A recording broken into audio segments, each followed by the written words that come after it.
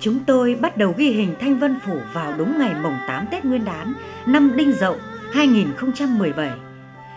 Cô đồng Đỗ Thị Luyên hoan hỉ chào đón chúng tôi ngay từ cổng ngõ vào phủ. Những gương mặt mà cô đồng Luyên đang vui mừng chào đón là những nghệ sĩ nổi tiếng trên sân khấu truyền thống.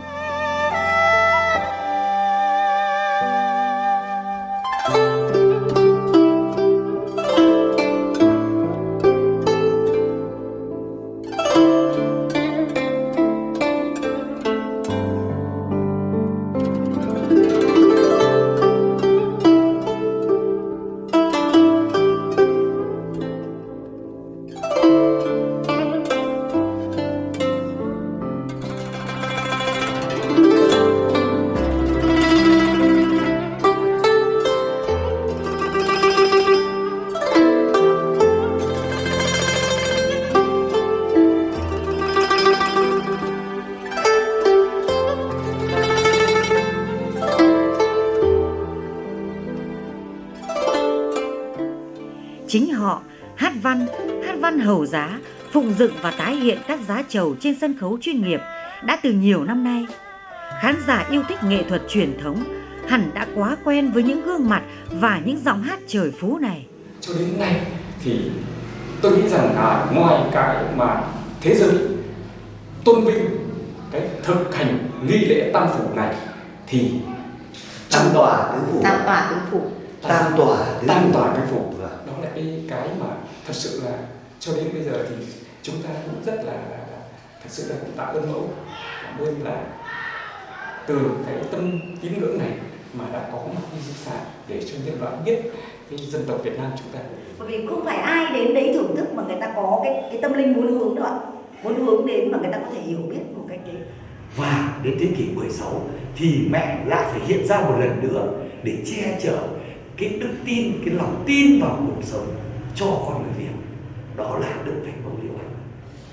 Thế thì nói thật với các anh các chị như này, cái lúc đấy thì đúng là mình thì giới văn nghệ sĩ thì các chị cũng hiểu là nó cũng hơi vô thần một chút, chưa có cái gì gọi là chẳng biết gì về cái tâm linh đâu, không biết đấy, không biết về cái tâm linh. Nhưng khi tôi được dàn dựng cái đấy và chúng tôi đi biểu diễn thì lại mẫu là đi đến đền nào phủ nào tôi diễn, tôi cảm thấy như nó nhập, tức là nó có một cái gì nó rất linh thiêng và nó nhập vào. Và đi diễn các đền, các phủ, các chùa thì diễn, mặc dù mình là diễn, mình chỉ là diễn chứ mình không hề là mở phủ hầu đồng hay cái gì, nhưng mà khán giả, tôi cảm thấy khán giả rất là ngưỡng, rất là tín ngưỡng, mà họ cảm thấy như mình là hầu là thật.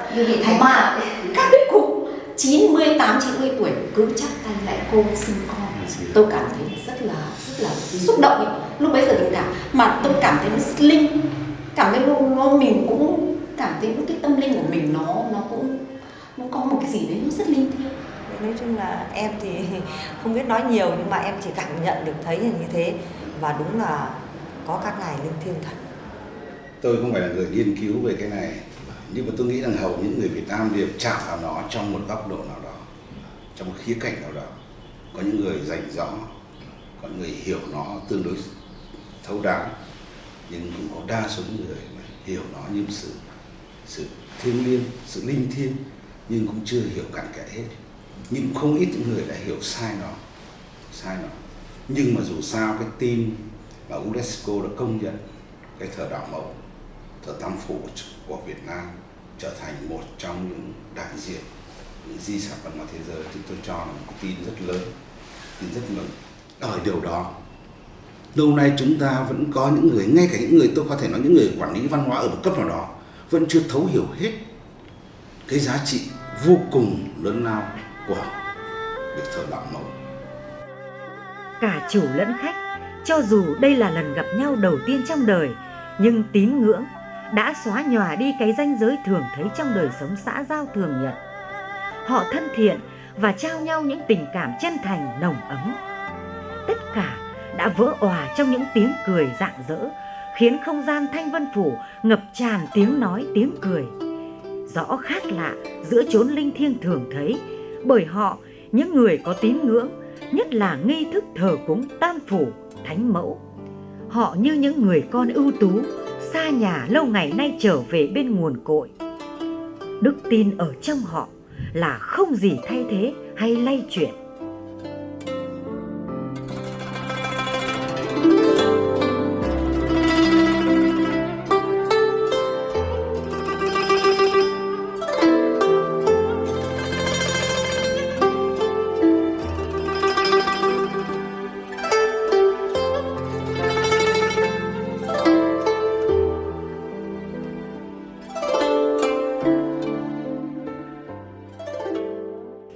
Chưa đi, chưa thấy, đi rồi, thấy rồi, chưa tin.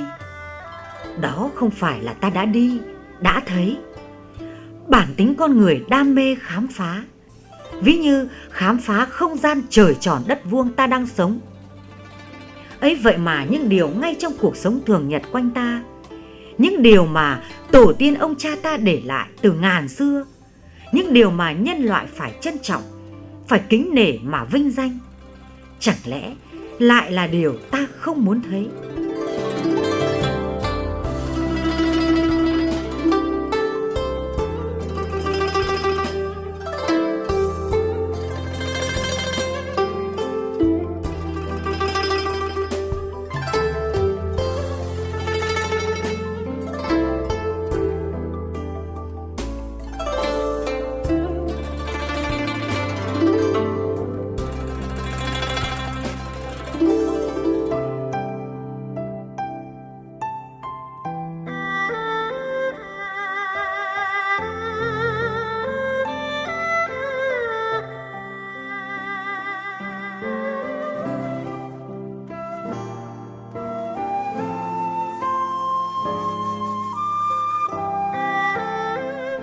Ta có thể lấp đầy khoảng trống vật chất, phần nào thỏa mãn khát vọng cho cuộc sống của ta.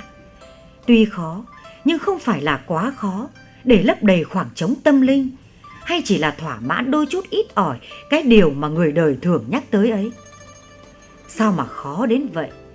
Sao mà khó kiếm tìm đến thế? Và rồi kiếp sống mơ hồ, hoài nghi, trắc ẩn, trống rỗng vẫn là chỗ đứng vững chãi từ trong sâu thẳm tâm trí một kiếp con người, thậm chí còn định kiến nữa chứ. Dễ hiểu thôi, vì ta chưa có cái tâm Bồ Đề để mà nghĩ về nó, để nhìn nhận nó, để có được đức tin cho cái kiếp con người. Thì theo con người của tôi,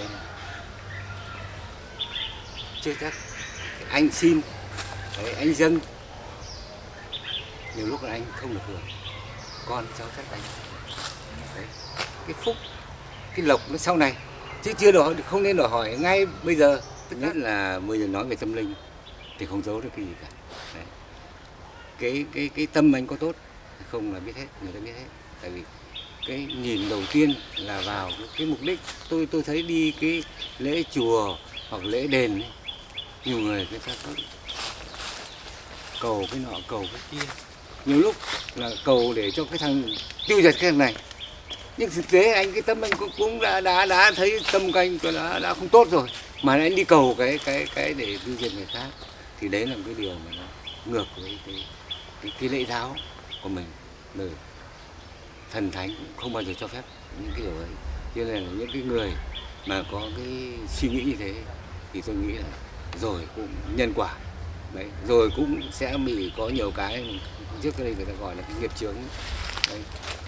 Như thế là anh sống không tốt đấy, thì hậu quả nó sẽ đến, không đến ngày hôm nay thì đến ngày mai, hoặc đến một lúc nào đó đấy.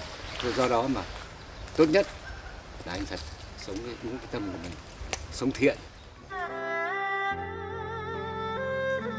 Những lời tâm huyết của ông Đinh Văn Đô, người đã vào sinh ra tử trong suốt những năm chiến tranh ác liệt.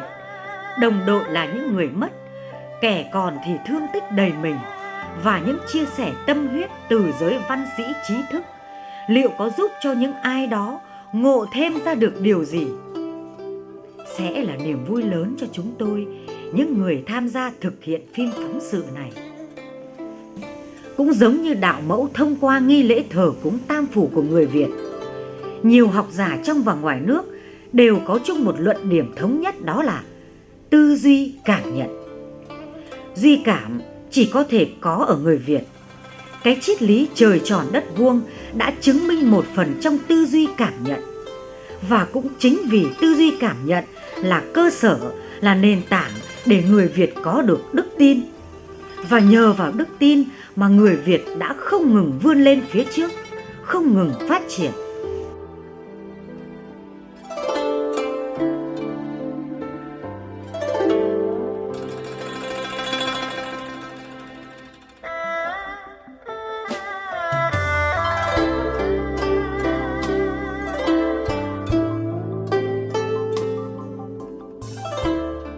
Không ít các nhà nghiên cứu văn hóa dân gian đã nói, đạo mẫu thông qua nghi lễ thờ cúng Tam Phủ là sự biểu hiện của một chuỗi những suy tư thầm kín, là khát vọng từ sâu thẳm trong mỗi con người mà trước đó ai nấy đều cất giấu, đều coi như báu vật thiêng liêng và thiên cơ bất khả lộ. Song điều đáng nói là họ là những người có đức tin, những người có món tài sản vô giá ấy. Đây đó, từ nhiều mục đích khác nhau, họ đã lạm dụng ngay chính cái đức tin của mình và vượt quá giới hạn, vượt quá ranh giới của đức tin, khiến cho đức tin, thứ tài sản chỉ có ở người Việt, không còn vuông tròn như ta vẫn cảm nhận. Đặc biệt trong những ngày đầu xuân, chúng ta vừa trải qua những khoảng khắc của những ngày Tết. Chúng ta đang cái khoảng khắc mà tất cả những người đều tụ về với nhau và để dành tất cả tâm tưởng sâu nhất của mình với lại tổ tiên, ông bà, cha mẹ, với lại lớp những người Việt đã sinh ra lớn lên, cày cấy, xây dựng, bảo vệ cái mảnh đất này và đã nằm xuống trên đất đai này như những người thiên cổ. Đấy là những khoảng khắc mà tôi cho rằng nó tự nhiên, nó kết từ đời sống lâu năm rồi. Nó không phải gọi ra, cũng không cần gọi ra một cái danh từ nào đó cả. Nhưng ở đó nó đã bao trùm sự thiêng liêng, sự lớn lao của nó và bao trùm cả cái vấn đề văn hóa. Mà tôi nghe ông Nguyễn Xanh Châu cũng nói có thể đến một ngày chúng ta sẽ đề nghị UNESCO công nhận cái Tết Nguyên đán của chúng ta. Và tôi cho những điều này là điều cần thiết, những điều cấp bách, những điều thực sự thiêng liêng. Trong khi có lác đác một số người đã đi lạc đường, tôi gọi là những người đó là người lạc đường văn hóa, đã kêu gọi bỏ Tết Nguyên đán đi. Đây là những người, nếu là những người trẻ kêu gọi như vậy thì bởi họ chưa chạm được đến cái sự kỳ diệu của Tết Nguyên đán, cái sự thiêng liêng và cái sức mạnh bí ẩn về con trong tâm hồn con người của Tết Nguyên đán. Còn với những người đã như trạc tuổi, tôi có trả lời trên báo chí là những người trạc tuổi như tôi mà nghĩ vậy thì đấy là những người đang lạc văn hóa. Chính vì lạc văn hóa mà không nhận biết điều đó, cho nên họ cảm giác ngày Tết Nguyên đán bình chuẩn trôi qua. Thì và trong những ngày này bắt đầu cái tháng chúng ta mở ra lễ hội theo phong tục cho văn hóa, truyền thống lịch sử văn hóa, đang mở ra lễ hội, các cái chùa, các đình, các đền thờ, các lễ hội khác. Tất cả những lễ hội đó vẫn tập trung với một tư tưởng cao nhất và một yếu tố duy nhất tập trung vào, đó là gì? Hướng tới những điều gì thiêng liêng, linh thiêng mà làm nên cái dân tộc này, cho dân tộc này trường tồn, nó là vì thế. Cho nên cái tin đó là một tin lớn. Cái thứ hai, điểm vui nữa rằng ở điều đó lâu nay chúng ta vẫn có những người, ngay cả những người, tôi có thể nói những người quản lý văn hóa ở một cấp nào đó, vẫn chưa thấu hiểu hết cái giá trị vô cùng lớn lao của việc thờ đạo mẫu. Và có những người còn lưỡng lự ở đó, có phải là một thế giới tâm linh, có phải là một tín ngưỡng, hay có phải là một cái gì đó mê tín dị đoan không? Có những người đó, vì qua trải nghiệm làm việc tôi có nhận được, thì khi UNESCO khẳng định điều đó, như là thế giới đã nghiên cứu một cách kỹ lưỡng với tất cả toàn bộ lịch sử cơ bản nhất về thờ đạo mẫu Việt Nam để khẳng định đó là một giá trị đại diện cho cái đời sống tâm linh văn hóa của con người, nhân loại. Ở đây cái đạo mẫu không chỉ là khu biệt trong, nó có một sự đặc biệt vô cùng và chỉ có hình như dân tộc Việt Nam mới có cái thờ đạo mẫu này. Cho nên cái tin đó là một tin vô cùng vui. Nhưng nó quan trọng nữa là cái tin đó được đưa ra vào lần đầu tiên sau nhiều lần lâu nay rồi, thì lần chúng ta xác lập lại một lần nữa cái giá trị vĩnh hằng và lớn lao một cách không thể đến được của cái thời đạo mẫu này trong đời sống văn hóa Việt Nam. Và lúc này tất cả những nhà quản lý văn hóa, những người tham gia vào quản lý văn hóa, những người liên quan đến cái đời sống này bắt đầu phải ý thức lại.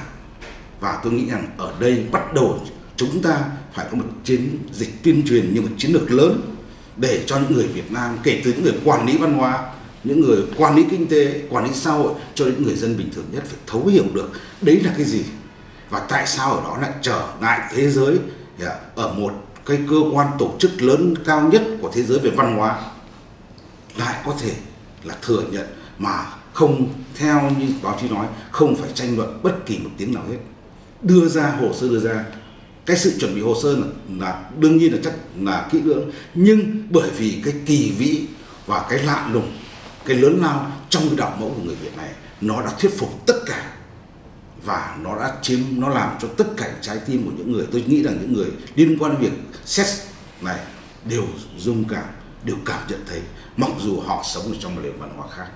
Thì đấy là những điều tôi cho là vô cùng hệ trọng, vô cùng cần thiết khi chúng ta và câu chuyện này bây giờ hôm nay trò chuyện với anh Đỗ Xuân, nhưng câu chuyện này từ khi báo chí đưa tin thì trong quán cà phê, trong gia đình, trong nhiều nơi, trong công sở, chúng tôi và mọi người đã bàn đến nó.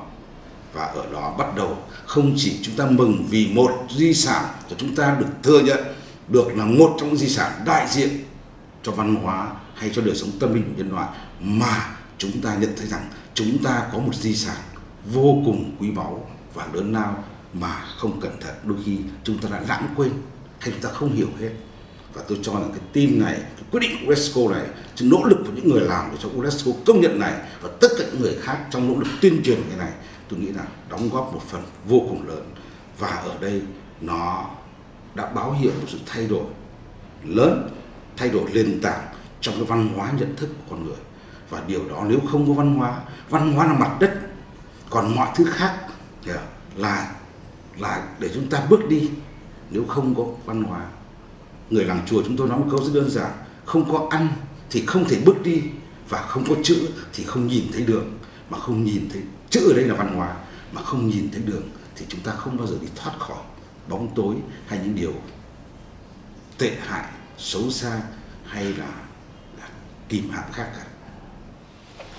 Tôi nghĩ là những cái vấn đề của anh vừa đặt ra nó không phải là một câu hỏi, nó là một vấn đề lớn mà trong nhiều năm trở lại đây, những người thực sự quan tâm, những người thực sự hiểu biết về những vấn đề văn hóa, đặc biệt trong vấn đề tín ngưỡng, đó là một cảnh báo, đó là một báo động. Tôi nghĩ là báo động cấp cao. Có rất nhiều người đã đi đến các đền thờ, miếu mạo, chùa chiền hay các lễ hội. Họ đến đó có hai điều bất cập. Điều thứ nhất, họ không hiểu được rằng cái đời sống văn hóa hay những vẻ đẹp văn hóa, vẻ đẹp tâm linh ở trong những ngày như vậy, ở những nơi chốn như vậy, nó chứa được điều gì. Cái điều thứ hai rằng họ đến đó để cầu cho một cái những quyền lợi nhỏ nhen và thậm chí ích kỷ của cá nhân họ. Ở đây không phải đến đó để cầu lợi, để xin thăng quan tiến chức, để buôn bán, làm ăn được thật nhiều. Tất nhiên ai cũng có hướng vọng điều đó. Nhưng ở đây họ phải nhận rằng họ đến đó để nhận được một nguồn lực bí ẩn, một nguồn lực lớn của nền văn hóa của tổ tiên. Hai nữa là họ đến đó để mà nhận được tất cả những điều gì trong toàn những vẻ đẹp và văn hóa trong toàn bộ lịch sử của người Việt. Nhưng mà hiện nay phải nói là một điều này, người ta đã không có hai điều trầm trọng. Một là những người ta đã không hiểu những cái giá trị thực sự của thời đạo mẫu. Hai nữa, họ đang sử dụng những hình thức đó để kiếm lời hay kiếm lộc cho bản thân họ, hay cho một cá nhân họ, hay cho một việc gì đó cả. Thì ở đây là những người quản lý ở những nơi đó, cũng như những người bước chân đến nơi mà thiêng liêng đấy đã không hiểu được điều này. Và chính điều đó làm cho cái đời sống mà về tín ngưỡng chúng ta đã có nhiều vấn đề. Báo chí đã đưa rất nhiều, và cả những người đã lợi dụng những điều này, đã làm những điều phi pháp, phạm pháp cũng có. Nhưng trong lúc này, khi cái tin mà chúng ta được UNESCO thừa nhận, nó bắt đầu bắt chúng ta, cả những người lúc này không hiểu được, phải dừng lại, phải bắt đầu chúng ta phải làm là điều này. các cơ quan tuyên truyền, những nhà nghiên cứu, những người yêu mến văn hóa Việt, những người có trách nhiệm văn hóa Việt bắt đầu thực dụng. Và tôi nghĩ rằng đây là trong bắt đầu khởi đầu ra một thời đại mới, mà mỗi người chúng ta bắt đầu phải tuyên truyền về cái đạo mẫu này một cách đúng nhất. Bởi trong nguồn gốc xa xưa, trong sự hiểu biết hạn chế của tôi, thì ở đó chúng ta đặt sự linh thiêng của trời đất, của sông núi, của sông biển, của đất đai, tất cả điều đó. Và có một điều kỳ lạ nhất, và cái này trước kia chúng tôi đã nói chuyện với một số các nhà văn hóa nước ngoài về đạo mẫu, rằng ở đó những người mà chúng ta thờ như một vị thần chính là những người phụ nữ. Họ hỏi tôi, có một lần hỏi tôi là thế vậy bắt nguồn từ đâu, tại sao lại những người phụ nữ? Thì điều này là điều lý giải không phải đơn giản một chút nào. Nhưng ở trong Việt Nam có một cái câu phong tục rất đơn giản, rằng con hư tại mẹ, cháu hư tại bà. Tôi nghĩ rằng đây là cái câu, tôi tạo lấy một câu này để cho những người khác chưa hiểu biết nhiều có thể tạm hiểu. Thì ở đó cái vị trí của người phụ nữ trong quá khứ, trong xa xưa của người Việt đã chiếm một vị trí vô cùng hệ trọng. Những người đàn ông Việt Nam ở xứ sở này nó có một đặc điểm khác biệt. Ở đó chiến tranh triền miên, họ phải ra mặt trận, họ phải bảo vệ tổ quốc, họ phải bảo vệ nền độc lập dân tộc này, họ phải làm những điều khác. Còn tất cả việc dạy dỗ con cái, xây dựng nhà cửa chính là những người phụ nữ. Và những người phụ nữ ở đây ảnh hưởng đến cái đời sống, ảnh hưởng đến tạo dựng nhân cách, ảnh hưởng đến những nét đẹp văn hóa của các thế hệ người. Thì những người phụ nữ mà chúng ta gọi đơn giản là bà chúng ta, mẹ chúng ta, chị chúng ta hay vợ chúng ta vô cùng hệ trọng. Có thể chăng một lý do từ cái đời sống cụ thể đó. Và tôi nói đùa nhưng rất là thật với lại các nhà nghiên cứu văn học văn hóa của các nước phương Tây rằng các ông bà lấy nhân quyền, nữ quyền rất ghê gớm. Nhưng các ông phải hiểu rằng từ khi bắt đầu thờ đạo mẫu thì nhân quyền đã được thể hiện cách tột đỉnh ở trên chính mảnh đất này. Trên chính mảnh đất này chưa bao giờ một cái xã hội phong kiến như chúng ta lại có thể đặt người phụ nữ lên trong một vị trí cực kỳ cao và lớn như vậy trong đời sống văn hóa, đời sống tâm linh con người. Thì chúng ta hiểu rằng cái đạo này nó bắt nguồn từ một đời sống bình dị nhất, thường nhật nhất của con người Việt. Và chính vì đó những người quản lý văn hóa, những người quản lý những cái điểm và những người đến những cái nơi chốn đó để mà bày tỏ cái lòng tín ngưỡng của mình phải hiểu điều đó.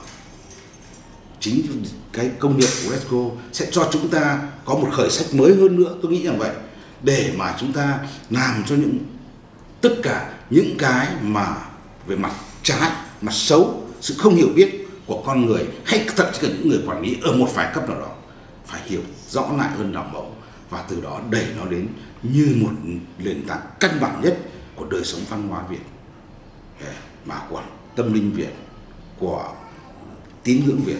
Ở đây đạo mẫu không phải là một tôn giáo. Chúng ta không tuyên truyền, chúng ta không có những linh mục hay những người đi tuyên truyền về cái đạo đó, mà cái đạo đó nó lan tỏa bằng cách giản dị trong đời sống rất đơn giản, rất thiêng liêng nhưng rất sâu sắc của người Việt. Và đấy là một điều khác lạ, đấy là một điều cực kỳ quan trọng. Và tôi nghĩ rằng trong tất cả những điều mà chúng ta đang bị hạn chế, ngay cả mỗi một hàng năm trước chúng ta biết rằng rất nhiều các xe của biển xanh của nhà nước, chúng ta ào đi, chúng ta đến Bà Chúa Kho, chúng ta đi rất nhiều nơi, chúng ta xin đủ thứ. Và tôi cam đoan rằng trong 100 người đến đó thì chúng ta phải tự thú rằng đến 90 người đang cầu xin cho những điều mà có lẽ các vị thần, các bà thánh của chúng ta sẽ phiền muộn con cháu mình nhiều hơn. Cho nên điều đó chúng ta phải làm lại điều đó bằng tất cả cách.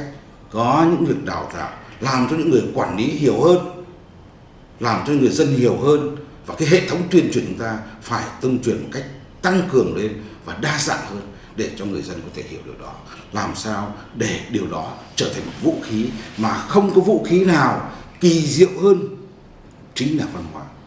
Và thờ đạo mẫu Việt Nam là một trong những hạt nhân cơ bản nhất của vũ khí văn hóa, có sức mạnh văn hóa, có tiềm ẩn văn hóa và có những điều khác, nhiều điều khác kỳ vĩ mà chúng ta cho đến bây giờ như bản thân tôi cũng chưa chạm đến được, chưa phát hiện đến được. Và mỗi bước trong tương lai chúng ta tìm cách để nhìn thấy thấu hơn, rõ hơn cái thờ đạo mẫu này của chúng Việt chúng ta. Thì tôi nghĩ rằng đấy là những điều mà tôi muốn chia sẻ trong con người sống trên thế giới này và có một chút hiểu biết, và lòng tâm của mình cũng luôn hướng về những người, đặc biệt những người phụ nữ trong lịch sử dài đã góp phần làm nên dân tộc này, làm nên nó vẻ đẹp, đã bao che chở, đã chia sẻ, đã yêu thương, đã hy sinh cho cái mảnh đất này của người Việt, mà trong lịch sử còn nghĩ lại cho dù đó là một người thật hay đó là một huyền thoại.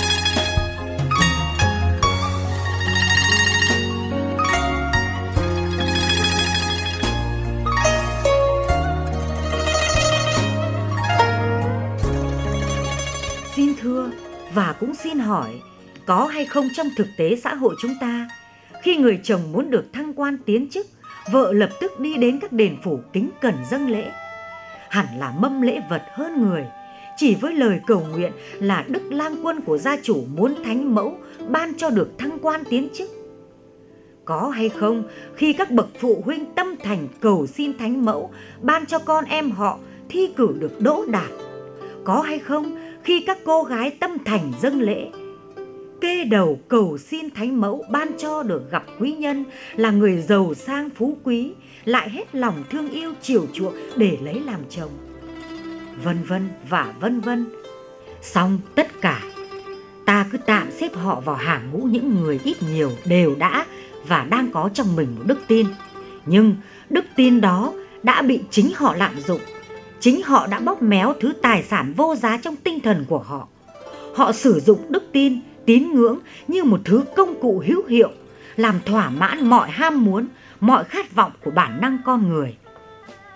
Họ đã làm giọt nước tràn ly là bởi muôn điều trong kiếp sống nhân sinh, vạn vật trong vũ trụ vô hình, tất cả đều có giới hạn, tất cả đều phải có ranh giới.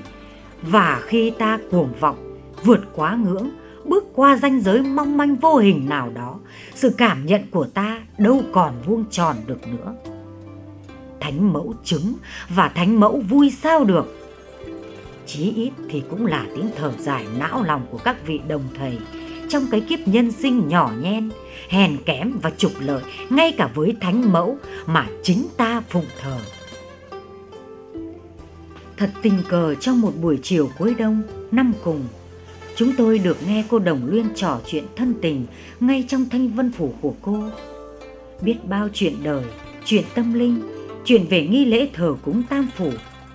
Vẻ mặt đượm buồn đầy tâm trạng của cô Đồng khiến chúng tôi phải quan tâm. Rồi những câu hỏi của chúng tôi cứ thay nhau dội vào tâm trí cô, khiến cô không thể không làm thỏa mãn những câu hỏi. Cô rầu rầu chậm rãi nói: đành rằng việc cầu cúng là tín ngưỡng, tín nhưng phải có ngưỡng. Ví như lời cầu nguyện của gia chủ muốn được thánh mẫu ban cho có chức có quyền, lại có thêm lời hứa nếu được linh ứng, nghĩa là được thăng quan tiến chức. Tiến chủ nguyện đem hết sức lực của mình phục vụ muôn dân, kiên quyết chống lại nạn bất công, tham nhũng, cường quyền. Nỗi khổ của đồng loại, tiến chủ coi đó là nỗi khổ của riêng mình. Rồi vị tiến chủ đó ra sức hành động đúng như khi đã cầu nguyện, thì đức tin ấy, tín ngưỡng ấy thực sự trở nên vuông tròn. Nhưng sự thực thì trong mỗi chúng ta ai nấy đều đã hiểu. Tiếc thay, khi những cô bé, cậu bé đang trong tuổi học hành lại chỉ ham chơi bỏ học mà chạy theo những đam mê vô bổ, thậm chí không ít em sa đọa hư hỏng. Ấy vậy mà phụ huynh các em lại ra sức dâng tiến lễ vật, nhờ các vị đồng thầy kêu xin, và rồi khấu đầu cả 100 lần, chỉ xin một niềm xin thánh mẫu ban cho con em họ thi cử đỗ đạt, ra trường có ngay công ăn việc làm như ý, lại sớm có chức có quyền, để nói có người nghe, răn đe có người phải sợ. Thế rồi cầu buôn bán, mua 1 bán 10, vân vân và vân vân. Họ đã làm khó cho các vị đồng thầy ở khắp đó đây, mọi chốn mọi nơi. Hơn thế, những điều cầu từ chốn nhân gian ấy, liệu thánh mẫu có chứng, liệu có được linh ứng? Ai cũng biết đó là điều không thể. Bởi lời cầu nguyện xuất phát từ những suy nghĩ và cách hành xử không vuông tròn. Chúng ta ai cũng biết một thời ta đã quay lưng lại với đạo mẫu do những lý do khách quan, chủ quan. Phần vì cuộc chiến tranh giữ nước của cả dân tộc kéo dài tới mấy thập kỷ. Song hầu giá, tín ngưỡng, phụng thờ thánh mẫu chưa bao giờ là ngừng hẳn. Để trở thành một đồng thầy có rất nhiều căn nguyên khác nhau. Có nhiều người như Ngộ Gia mà đến với đạo mẫu trên con đường sạch trơn phẳng lặng. Ngược lại, hầu hết các thanh đồng, cô đồng, các vị đồng thầy đều có chung một điểm, đó là họ phải trải qua biết bao thử thách sóng gió dập vùi, và thật ít cơ may trở lại làm người bình thường. Rồi họ trở thành những thanh đồng, cô đồng, trở thành những vị đồng thầy rất được mọi người yêu kính. Cô đồng Đỗ Thị Luyên cũng không nằm ngoài quy luật khắc nghiệt đó, cũng gian nan, cũng phải đối mặt với muôn vàn sóng gió vùi dập. Tất cả những thử thách khắc nghiệt ấy cô đã từng nếm trải, để rồi trong một ngày, từ trong thanh không tĩnh lặng phát ra một câu nói như một hiệu lệnh: ta ở trên 9 tầng mây, ta về đây ứng đồng nhân thông truyền chỉ phán. Rồi suốt 5 giờ đồng hồ liền, cô được các ngài áp bóng hầu giá mà không cần có cung đàn tiếng hát. Nói theo dân gian gọi là mẫu bách đồng nổi. Và cái tên cô Đồng Luyên cũng bắt đầu gắn kết với cô từ đó.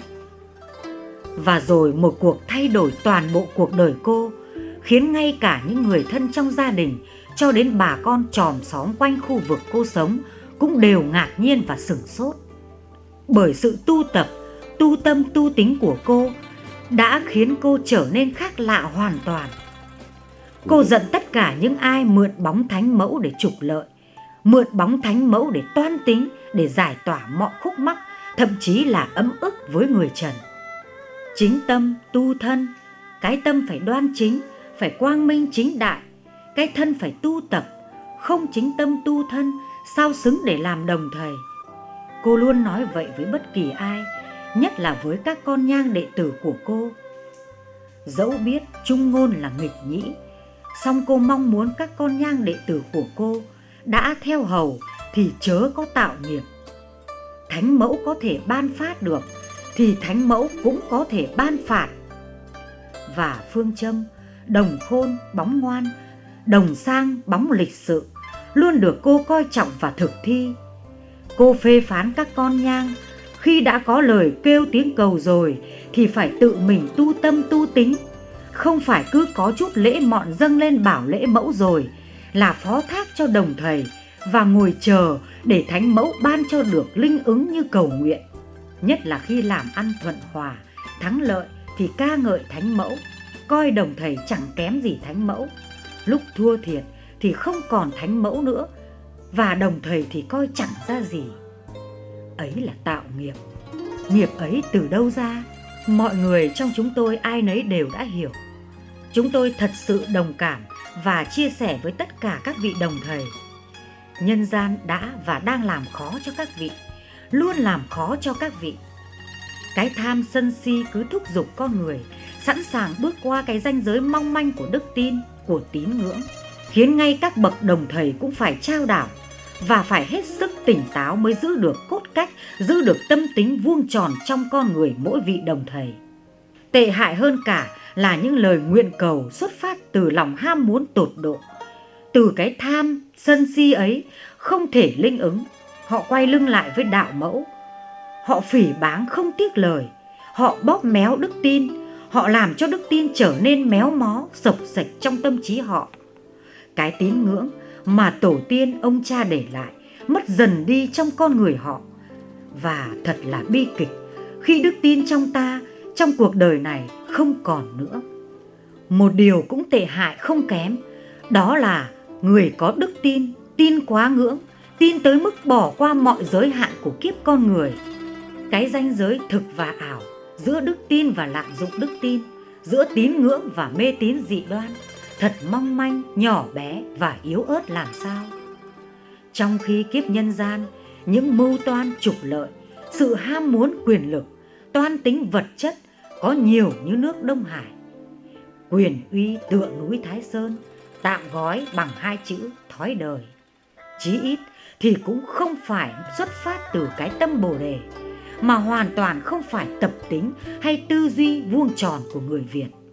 Cuộc trò chuyện đầu xuân của cô Đồng Luyên với nhóm văn nghệ sĩ chúng tôi, cô đã ngộ ra thêm một điều rằng trong kiếp nhân gian muôn hình muôn vẻ, để giữ được cốt cách của một đồng thầy trong vai trò là người bắc cây cầu nối giữa nhân gian với đạo mẫu, thì người đồng thầy không chỉ biết làm tốt bổn phận sự đèn nhang, cúng tế, mà còn phải tích cực làm tốt, làm sáng rõ cái ranh giới mong manh nhỏ bé và yếu ớt trong kiếp phàm trần. Cái thói đời phải dần mất đi trước sự linh thiêng của đạo mẫu, để đạo mẫu phải thực sự lung linh, tỏa ánh hào quang, soi rọi cho kiếp nhân sinh muôn thuở.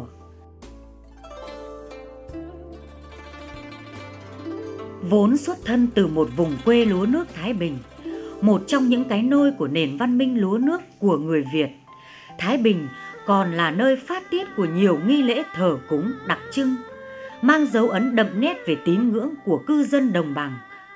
Bên cạnh tín ngưỡng thờ cúng Tam Phủ, Thánh Mẫu nay đã trở thành di sản văn hóa phi vật thể độc đáo, đại diện cho nhân loại. Cách hiểu, cách nghĩ, cách ứng xử và quan điểm tự do tín ngưỡng của xứ sở đa sắc tộc của người Việt trong cái khung trời tròn đất vuông đã khiến không ít người Việt cũng phải nhăn trán mà suy ngẫm. Dẫu đã sống tới cả 100 tuổi, trải qua bao nạn binh đao khói lửa, qua bao đận chống giặc thủy hỏa thiên tai và bão lũ, giờ đây cũng vẫn phải sững sờ trước những hiện tượng kỳ lạ và khó hiểu, để rồi gật gù phải tạm gói ngắn gọn bằng hai chữ tâm linh.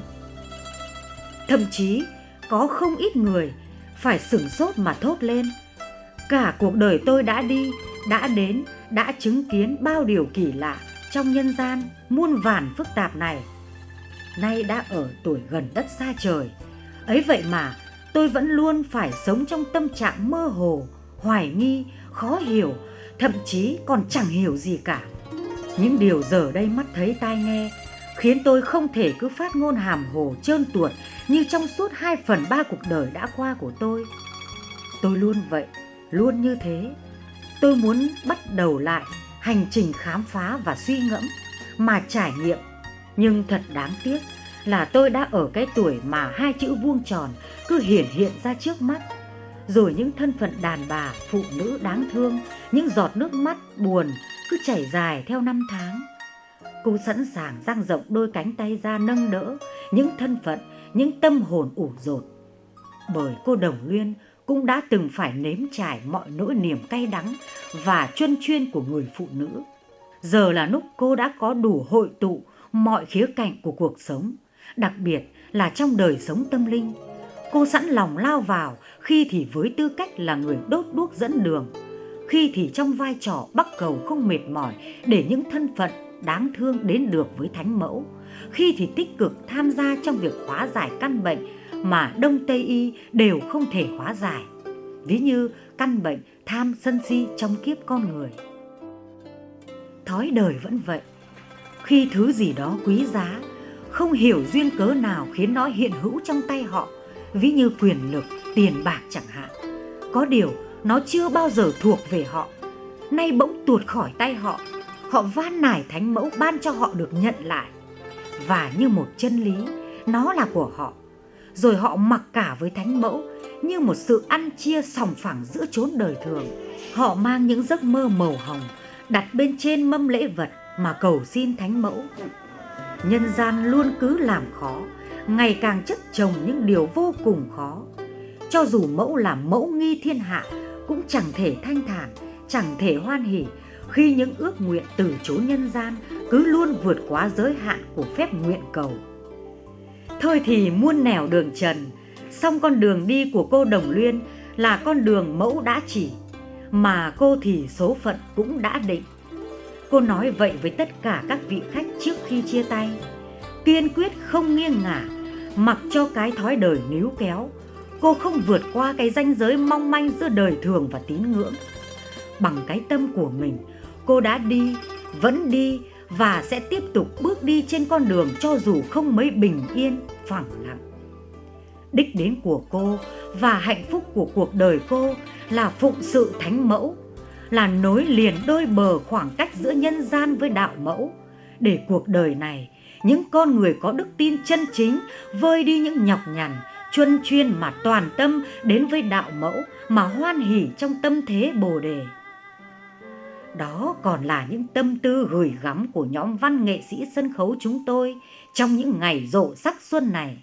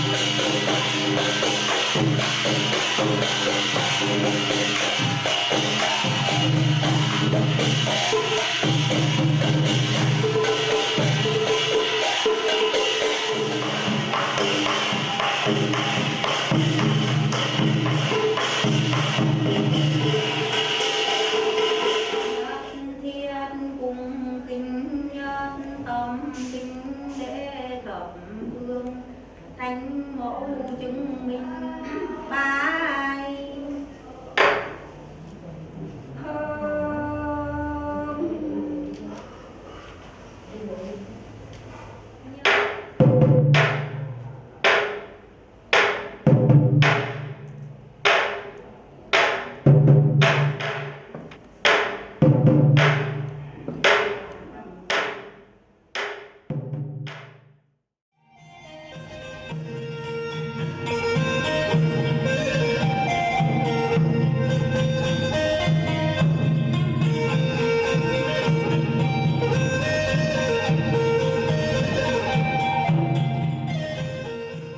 Giờ là lúc Thanh Phân Phủ dang rộng vòng tay chào đón con nhang đệ tử, quý khách thập phương, bạn bè có tín ngưỡng về đạo mẫu, đặc biệt là các vị đồng thầy gần xa tới chiêm bái và thực hành nghi lễ thờ cúng thánh mẫu tại Thanh Vân Phủ.